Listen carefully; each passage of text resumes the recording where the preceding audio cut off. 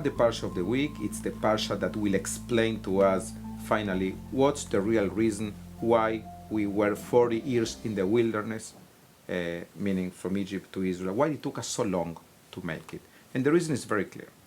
Moses sent 12 spies or 12 explorers to go and tell the people when they come back a report about what to expect once they make it to Israel.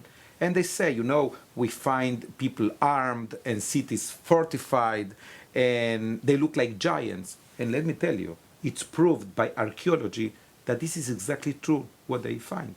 The cities were fortified, people were armed, and apparently those guys, the Anakites, were really, Anak means giant in Hebrew. They were really taller than us, which is not very hard to be taller than Jews.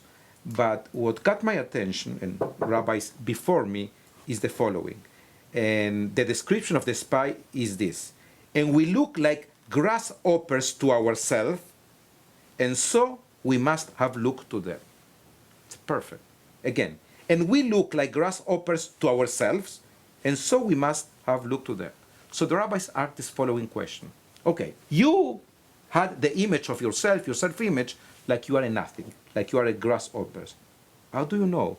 How do you look to them?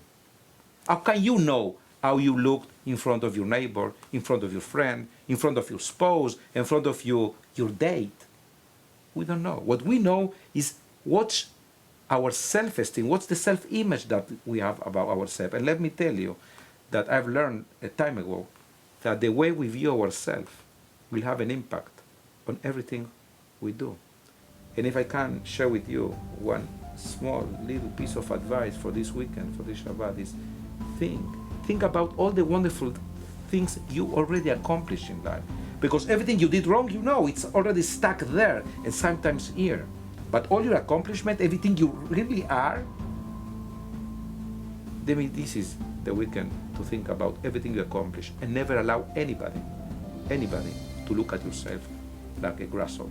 If you will higher what you believe about yourself, believe me, this will be the key for the real success, which means a high self-esteem. Shabbat shalom.